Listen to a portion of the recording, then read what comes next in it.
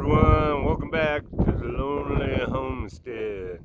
Well, I'm not on the homestead today. I thought I'd show you a little project I've been working on.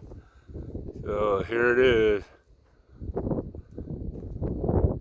It's 16 by 10. And it is quite the monster beast here. It's going to be a tack room. I'd tell you where it is, but then I'd have to kill you. So, big door on this side to get saddles in and out. Then there's going to be a porch on this side. 2 windows, a front door, and the rest is sealed in. So, this one's been a heck of a project.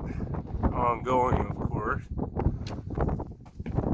and nothing too hard, but fighting this roof is fun, tons of fun. And look at the view. Ooh, pretty good view. Eventually there'll be a round pen out here in the arena. So, pretty fun project right here. 16 by 10. It looks huge though with that vaulted ceiling and everything. I mean, it just feels big inside. So I just thought I'd show you this one. I'll keep you updated. I'm getting there.